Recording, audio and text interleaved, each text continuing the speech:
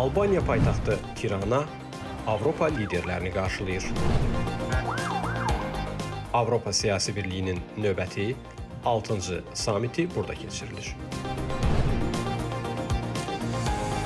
Vaxtilə kiçik bir qəsəbə olan Tirana bugün Albaniyanın ən böyük şəhərlərindən biridir. Əhalisi təxminən 1 milyona yaxındır. Böyük deyəndə ki, əslində bu şərtidir, çünki Albaniyanın əhalisi cəmi 3 milyondur və bu göstərici ilə Albaniya Avropanın ən kiçik ölkələri sırasındadır.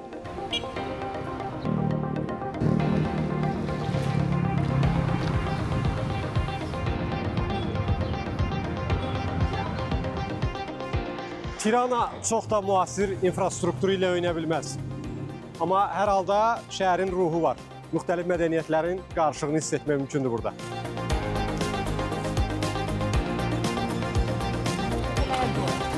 Əhalisinin əksəriyyəti müsəlmanlardan ibarət olan şəhər həm də Türk Osmanlı ruhunu özündə daşıyır. Küçələrdə bu cür Türk dilində danışan adamlara tez-tez rast gəlmək mümkündür, çünki Türk əhali burada sıx məskunlaşıb.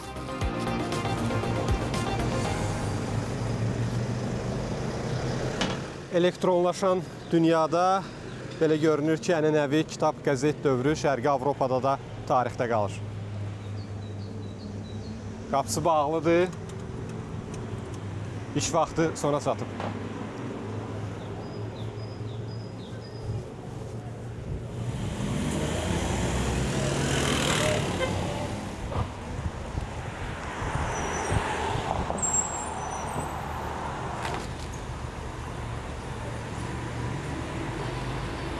Go Hybrid Green Line. Hibrid elektriklə işləyən avtobus. Təmiz enerji.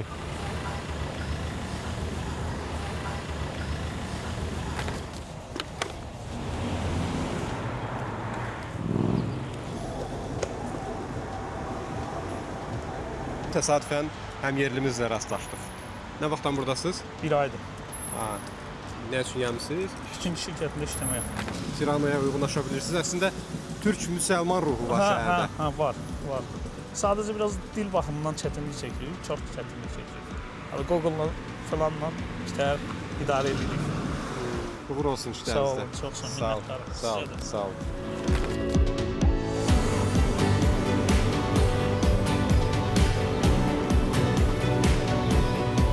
Yaşıl enerjiyə keçid özünü bu cür rekonstruksiyalarda da göstərir. Uşaq oturacağı və gündəlik istifadədə Albaniyalılar, Tiranalılar bu cür velosipedlərdən geniş istifadə edirlər.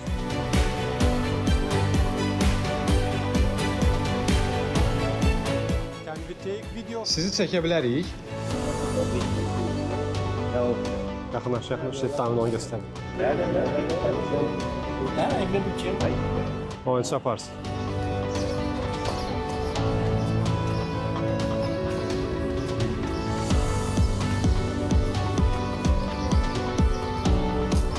Hello. Bunlar yerli məhsullardır. Bilmir ingilisində. From Albania? Albania. Hamısı Albaniya məhsullarıdır, deyir satıcı. Alban pulunun kursu nə qədərdir? Baxaq. Meyvə tərəvəzin qiyməti Alban pulu ilə göstərilib. Lek pul vahidləri, deməli 100 lek təxminən 2 manatdır. 4 manatdan bir qədər baha. Alma 160 lek. Təxminən 3 manat. Thank you.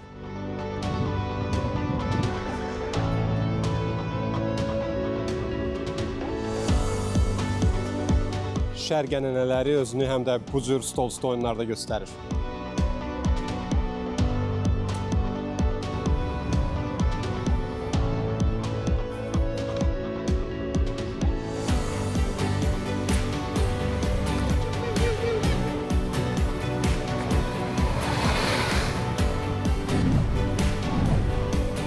Quvendi parlament deməkdir. Albaniya Respublikasının parlament binasıdır bu.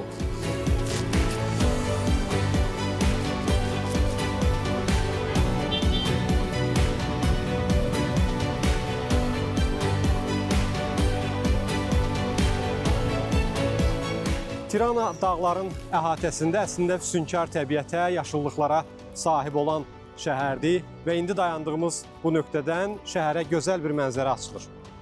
Təsadüfi deyil ki, bu nöqtə həm də turistlərin sevimli məkanıdır.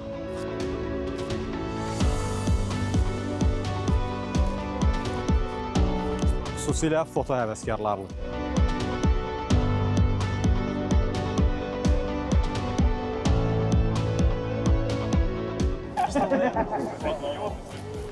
Albaniya həm də uzun əsarət tarixinə malikdir. Təəssüf ki, 1912-ci ilə qədər, 15-ci əsrdən başlayaraq Osmanlı vassalı olmuş bu ölkə 1939-cu ildə faşist İtaliyasının işğalına məruz qaldı. 1943-cü ildə isə İtaliyanın təslim olmasından sonra isə Almanlar Albaniyanı işğal etdi. Yalnız 1944-cü ildə partizan kommunistlər Albaniyada hakimiyyəti ələ keçirdilər və Almanlar ölkəni tərk etdi.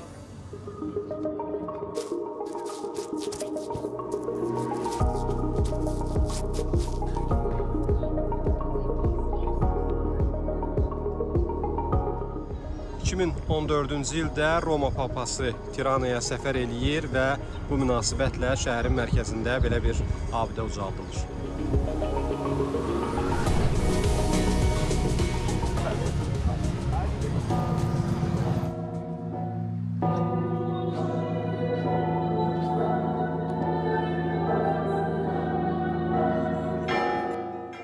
Albaniya əhalisinin təxminən yarısından çoxunu müsəlmanlar, 20%-nə qədərini isə xristianlar təşkil edir və Tirana şəhərinin müxtəlif yerlərində həm kilsələrə, həm də məscidlərə rast gəlmək mümkündür.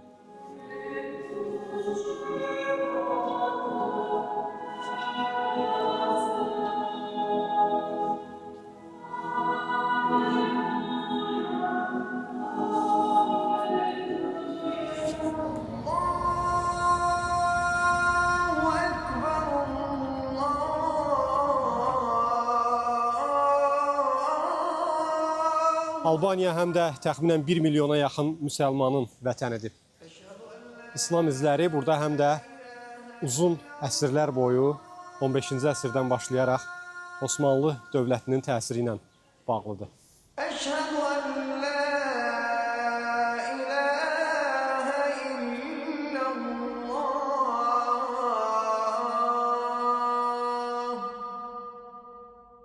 Yaxınlıqdan həm də kilsə zənginin səsi gəlir. Bu əslində Tirananın həm də mədəniyyətlərin qovşağı olduğunu təsdiq eləyir. Yaxınlıqda kilsə və zəngi, onun zəngi düz məscidin içərisinə qədər eşidilir. Tirananın mərkəzində yerləşən bu nəhəng məscid əslində Balkan ölkələrindəki ən böyük məsciddir. 2015-ci ildə tikintisinə başlanmış məscidin 2023-cü ildə açılışı olub və Türkiyə prezidenti Rəcəb Tayyip Ərdoğan da açılışda iştirak edib.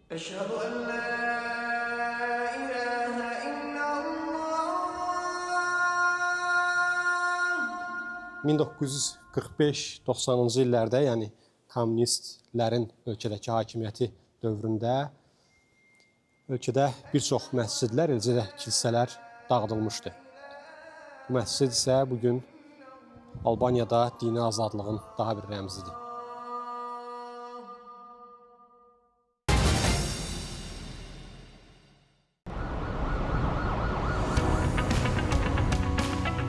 Bugün Albaniya paytaxtı həm də Avropanın siyasi paytaxtı kimi çıxış edir. Məsələ burasındadır ki, Avropa və beynəlxalq təşkilatların rəhbərləri ilə yanaşı 47 ölkənin dövlət və hökumət başçısı Tiranada bir araya gəlir. Avropa Siyasi Birliyinin 6-cı samitinə Albaniya paytaxtı ev sahibliyi edir.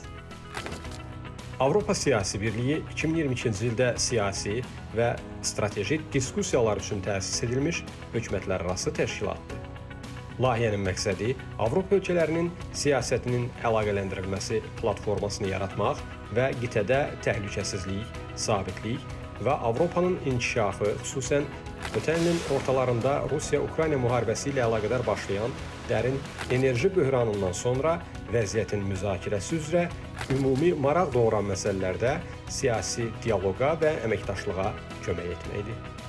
Avropa Siyasi Birliyinə Avropa İttifaqının üzvü olmayan ölkələr, o cümlədən Böyük Britaniya, Azərbaycan, Türkiyə, İslandiya, Ukrayna, Moldova, Gürcüstan və Ermənistan daxildir.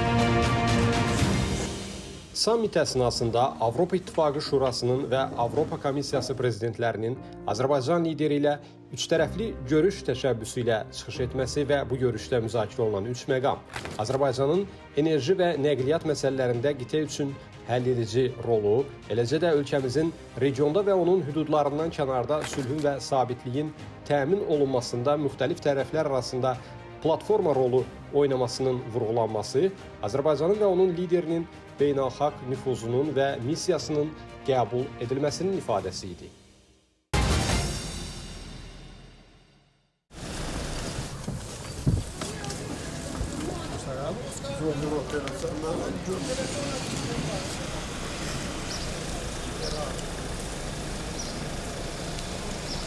İlk zirvə görüşü, ilk sammit Çexiyanın paytaxtı Praqada keçirilmişdi. Daha sonra liderlər Moldovan paytaxtı Kinyovda bir araya gəldilər.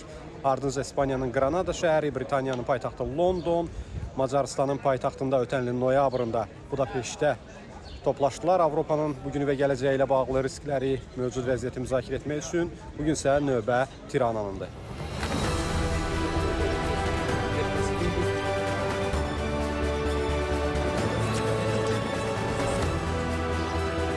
Prezident İlham Əliyev 2023-cü ildə İspaniyanın Granada şəhərində keçirilən sammitə Fransanın beynəlxalq hüquqa və vasitəçilik arzusuna zidd olaraq Ermənistanı müdafiə etməsi, Azərbaycanı isə əsassız şəkildə ittiham etməsi ilə əlaqədar olaraq qatılmayıb. 2024-cü ilin noyabrında Budapeştdə keçirilən sammitdə isə Türk Dövlətləri Təşkilatının zirvə görüşü və Zəfər günü ilə bağlı tədbirlərlə əlaqədar olaraq iştirak etməyib.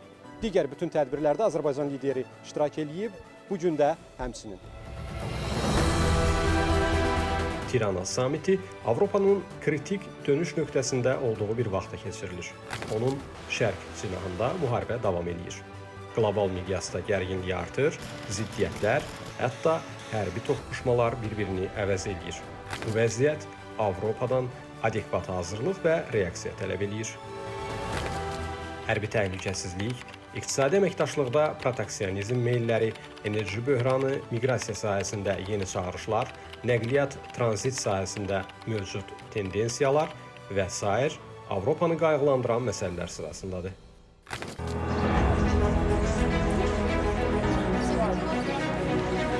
Azərbaycanın Avropa üçün əhəmiyyəti aydındır. Bu birincisi enerji məsələsi ilə bağlıdır. Ələlxüsus enerji məsələsi ilə bağlıdır. Çünki 2020-ci ilin sonundan etibarən Cənub qaz dəhlizinin sonuncu segmenti olan Trans-Adriatik boru kəməri vasitəsilə Avropanın enerji təhlükəsizliyində Azərbaycanın rolu artıb. Digər bir tərəfdən nəqliyyat məsələsində orta dəhliz bugün Şərq və Qərb arasında nəqliyyat dəhlizinin mühüm segmentidir və Çindən Avropaya doğru daşınan yüklərdə bu dəhlizin əhəmiyyəti artmaqdadır və Azərbaycan öz üzərinə düşən öhdəliyi, infrastrukturun müasirləşdirilməsi, həm Bakı-Ələt limanı, həm Bakı-Tbilisi-Qars dəmir yolu xəttinin müasirləşdirilməsi ilə bağlı işləri həyata keçirməkdədir. Və təbii ki, qlobal cənub və şimal arasında, qlobal şimal arasında Azərbaycanın körpü rolu, vasitəçilik rolu artmaqdadır və bütün bunlar Avropada Azərbaycana, Azərbaycan liderinin yanaşmasına marağı artırır. Bunu yəqin taleyin gərdişi də adlandırmaq olar. İndi qarşısında dayandığımız Milli Opera və Balet Teatrının əsası 1959-cu ildə Sovet İttifaqının o vaxtki rəhbəri Xruşov tərəfindən qoyulub. Bundan 66 il sonra Həmin teatrın qarşısında yerləşən böyük meydanda Avropa liderləri özləri üçün yaranmış Rusiya təhdidini müzakirə etmək üçün bir araya gəlirlər.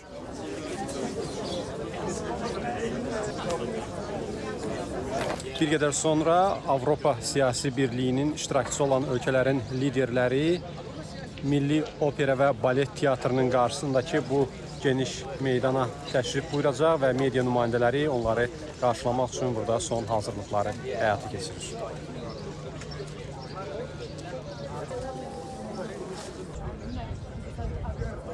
Yağış olma ehtimalı var, ona görə də operatorların və kameraların əynində bu cür yağışdan mühafizə üçün geyimləri görmək mümkündür. Azərbaycanlı həmkarlarımız isə deyəsən daha qalın geyinirlər. Görək ki, kim harada yanacaq. Başa düşürsünüz, bu çox vacib məsələdir. Kim harada yanacaq. Və məsələn üçün ki, siz də bundan geyinəsiniz, qarşılayıq. Çünki birazdan ehtiyac olacaq.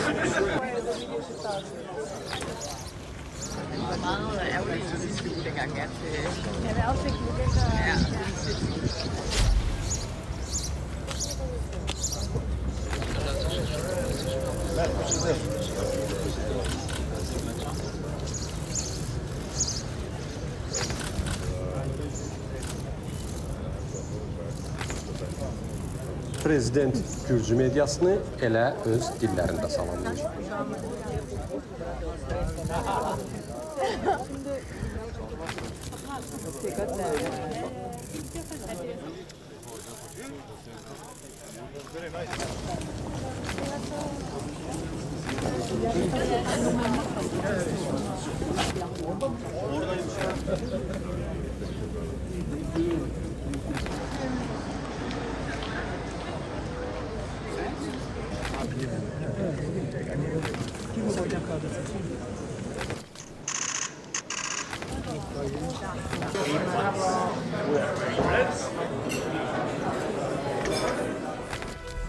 Azərbaycan prezidentinə Avropa liderlərinin məxsusi münasibəti təsadüfi deyil.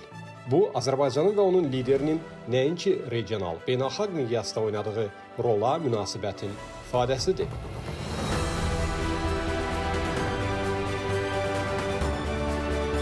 Azərbaycan prezidenti və Ermənistan baş naziri arasında təmaslarda isə bədən dili özlüyündə bütün mətləbləri açırdı.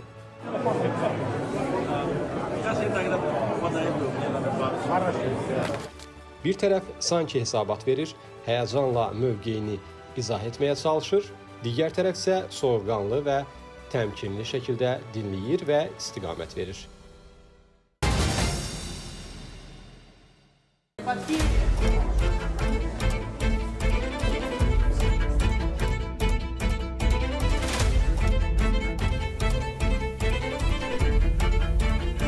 Avropa Siyasi Birliyinin gündəliyi. Saat 10:00-da liderlərin gəlişi, 11:40-da ailə fotosu, 11:45 birinci plenar sessiya, ikinci plenar sessiya 18:30-da bağlanır və 18:45-də Albaniya və Danimarka baş nazirlərinin mətbuat konfransı.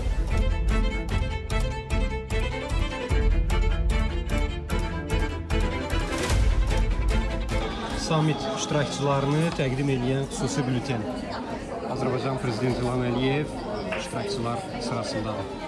Həmçinin Ermənistanın baş naziri Nikol Paşinyan.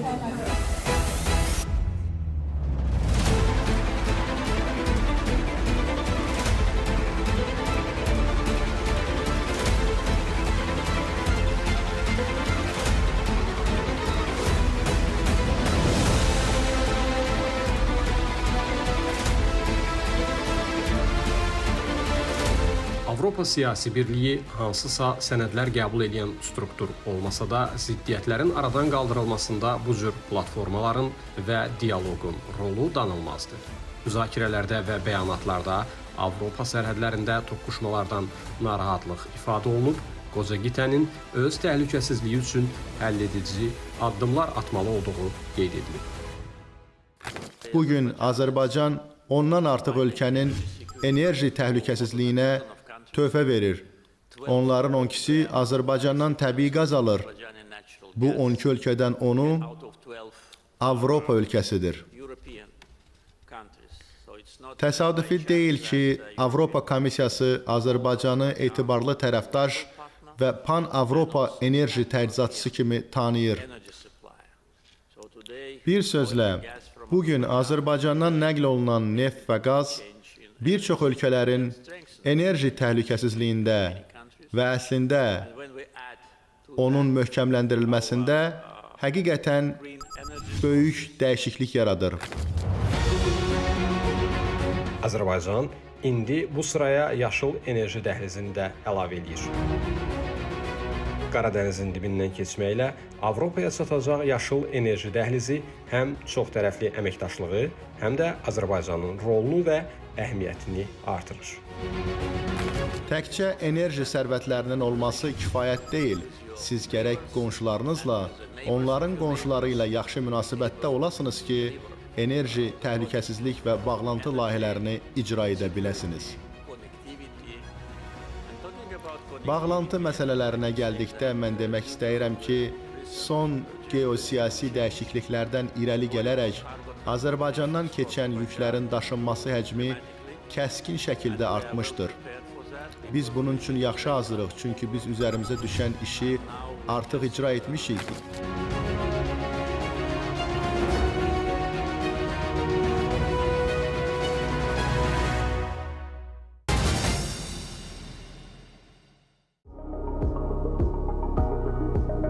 Tərəflər arasında körpülər yalnız coğrafiya ilə deyil, siyasi iradə ilə qurulur. Azərbaycan və Türkiyə bu iradənin daşıyıcılarıdır. Etibarlı tərəfdaş, dayanıqlı təhlükəsizlik sisteminin bir hissəsi, Avropanın sabit gələcəyi naminə dialoqu gücləndirən mühüm faktorlar. Avropa səması indi çox dumanlıdır. Elə təyyarələr var ki, onlar mayak kimidirlər. Onları izləməyə dəyər.